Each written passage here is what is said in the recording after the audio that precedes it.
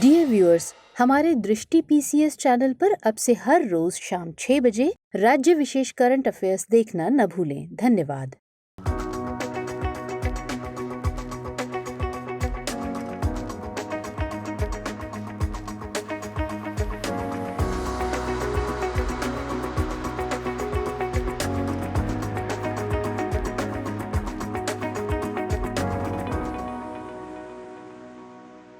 नमस्कार, दृष्टि आईएएस के टुडेज जी के प्रोग्राम में आपका स्वागत है। शुरुआत करते हैं पिछले सेशन के रिकैप से। पहला प्रश्न था, निम्नलिखित कथनों पर विचार कीजिए। 1. अनुच्छेद 340 पिछड़े वर्गों की स्थितियों की जांच के लिए आयोग के गठन से संबंधित है। 2. अन्य पिछड़ा वर्ग के उप वर्गीकरण के लिए 2017 में जस्टिस रोहिणी आयोग का गठन किया गया था। उपर्युक्त में से कौन सा यहाँ से कथन सही है या फिर है? इसका सही जवाब था 1 और 2 दोनों।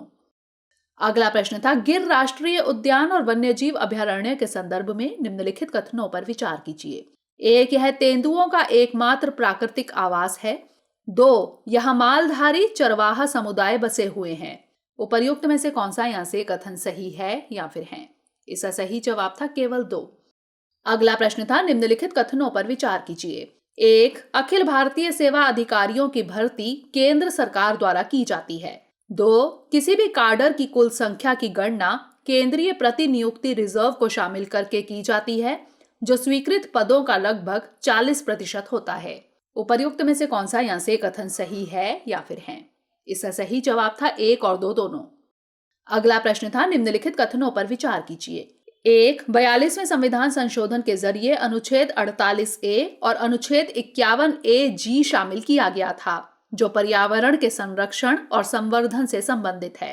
2. नई परियोजनाओं की स्थापना या मौजूदा परियोजनाओं के विस्तार या आधुनिकीकरण पर प्रतिबंध लगाने के लिए पर्यावरण संरक्षण अधिनियम 1986 की धारा 3 के तहत एक एनवायरमेंट इम्पैक्ट असेसमेंट यानी EIA अधिसूचना जारी की जाती है। उपर्युक्त में से कौन सा यहाँ से कथन सही है या फिर है? इसका सही जवाब था 1 और 2 दोनों। अगला प्रश्न था, निम्नलिखित कथनों पर विचार कीजिए। 1. चंद्रा और भागा नदी के मिलने से चिनाब नदी बनती है।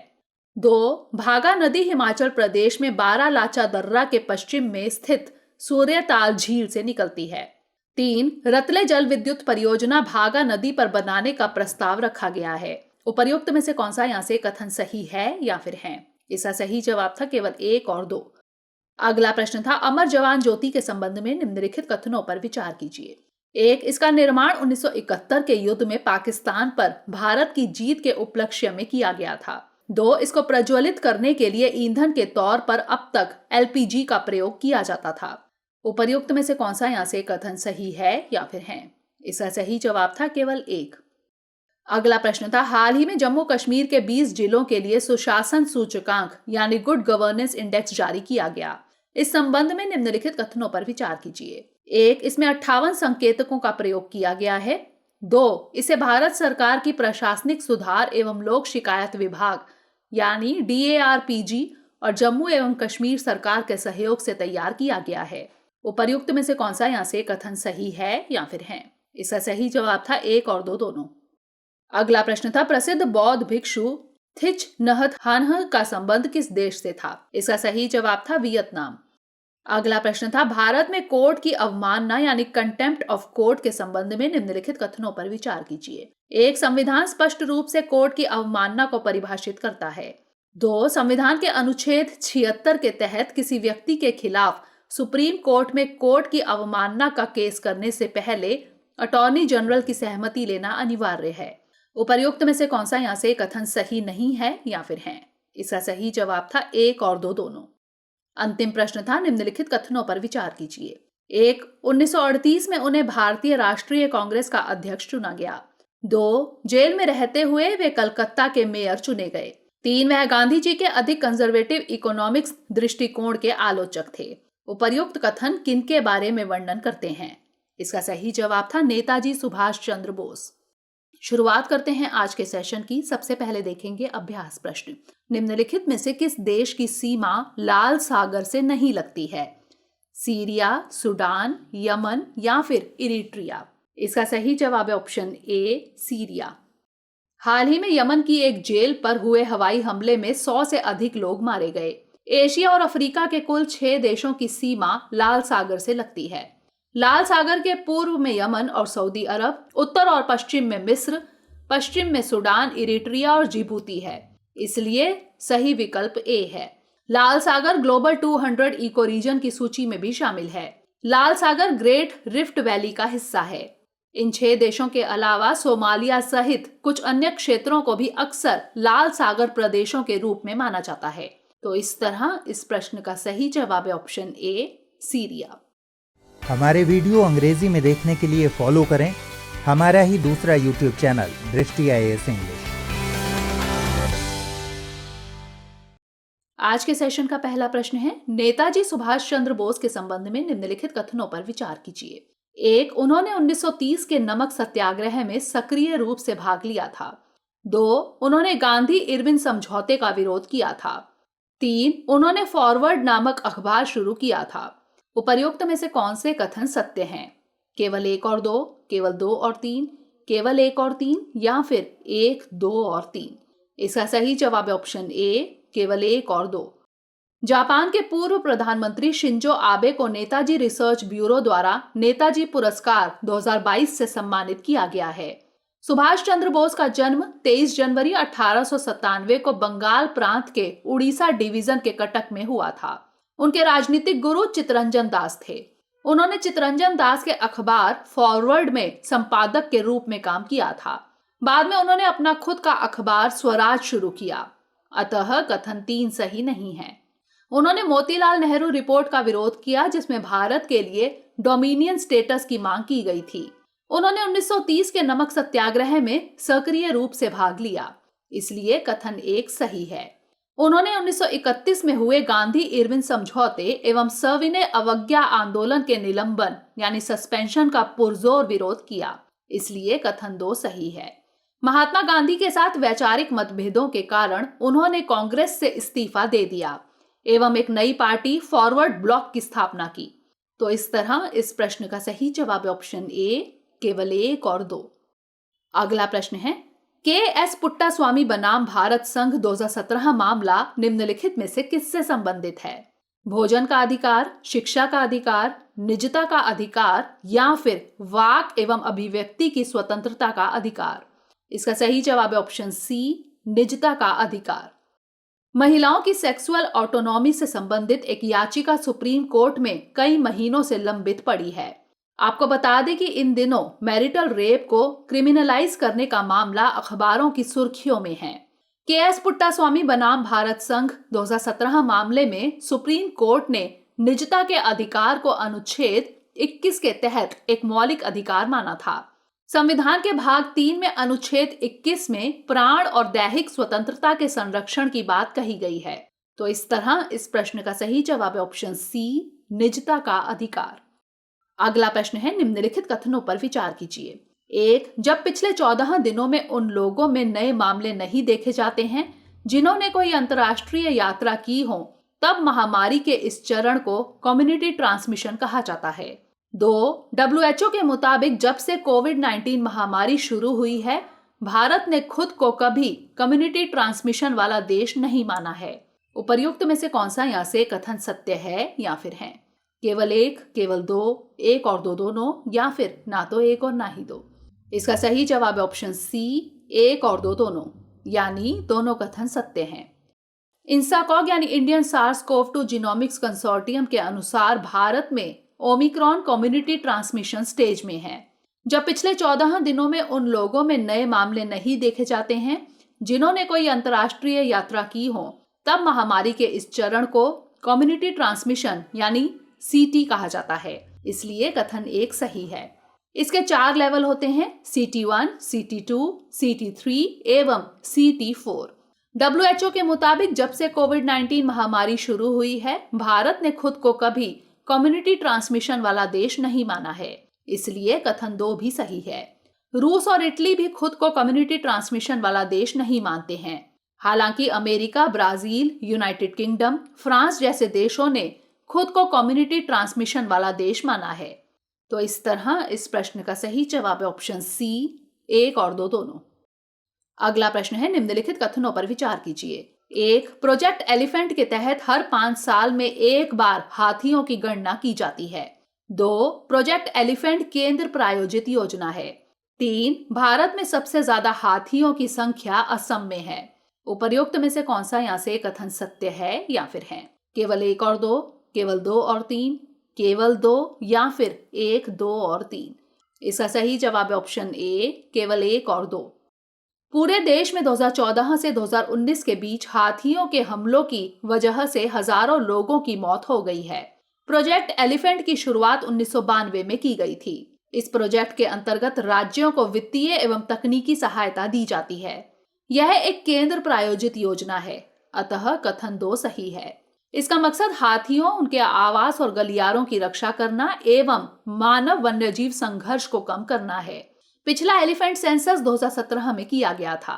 कर्नाटक में हाथियों की संख्या सबसे अधिक है। इसके बाद असम और केरल का स्थान है, अतः कथन 3 सही नहीं है। अकेले कर्नाटक राज्य में देश के कुल हाथी का 22% है। दक्षिण भारतीय राज्य कर्नाटक, केरल, आंध्र प्रदेश और तमिलनाडु में देश के कुल हाथी का 44% है। भारत में लगभग 32 एलिफेंट रिजर्व हैं और देश का पहला एलिफेंट रिजर्व झारखंड का सिंहभूम एलिफेंट रिजर्व है।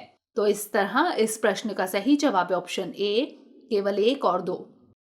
अगला प्रश्न है, निम्नलिखित कथनों पर विचार कीजिए। 1. एडवांस्ड केमिस्ट्री सेल यानी एसीसी विद्युत ऊर्जा को रासायनिक ऊर्जा के रूप में संग्रहित करता है एवं आवश्यकता पड़ने पर इसे वापस विद्युत ऊर्जा में परिवर्तित करता है।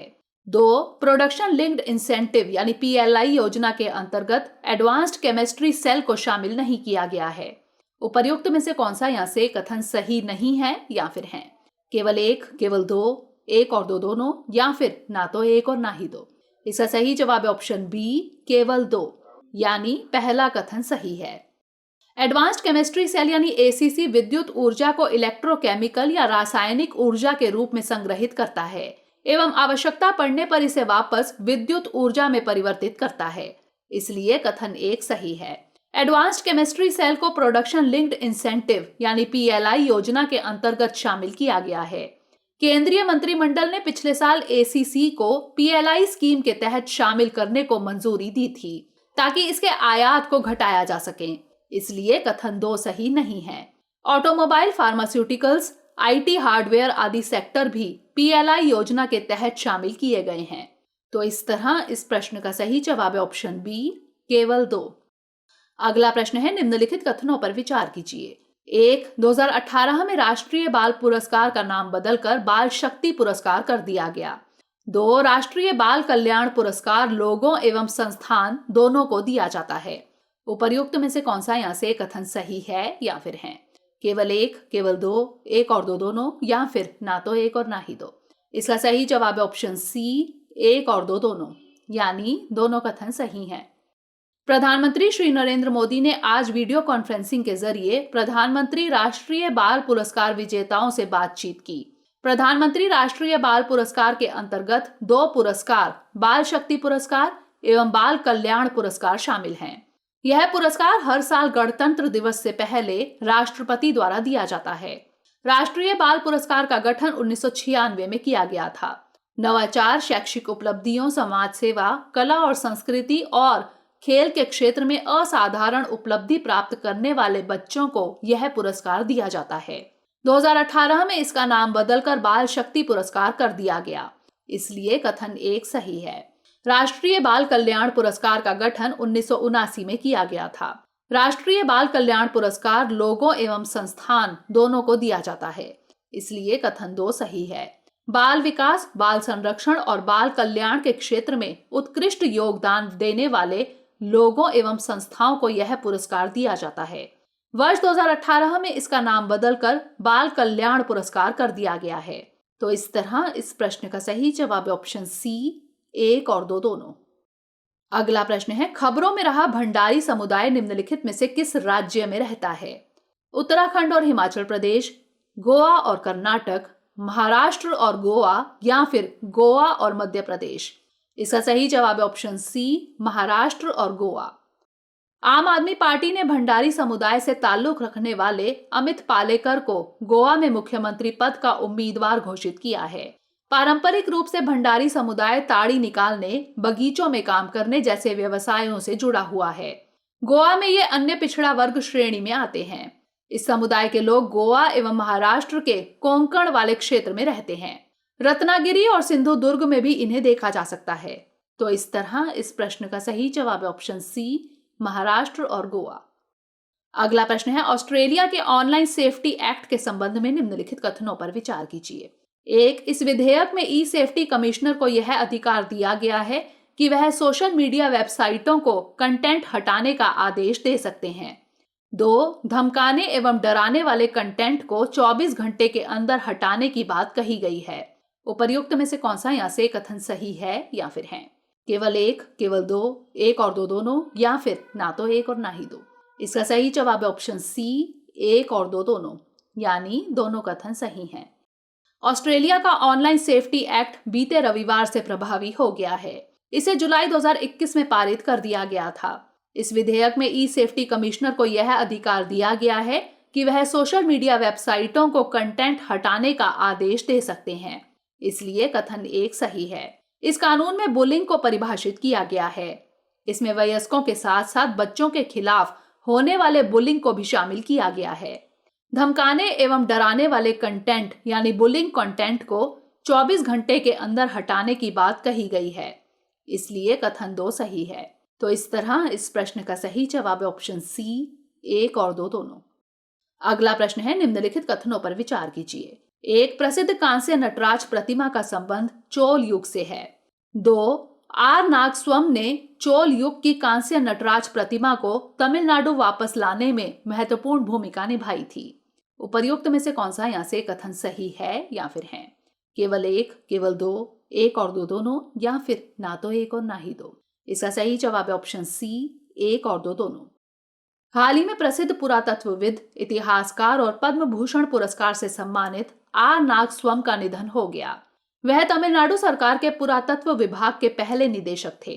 वह प्रसिद्ध पाथुर नटराज मामले में लंदन की एक अदालत में एक विशेष गवाह थे।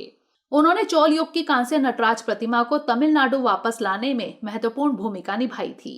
इसलिए कथन 1 एवं 2 सही है। चिदम्बरम नटराज मंदिर तमिलनाडु में स्थित है।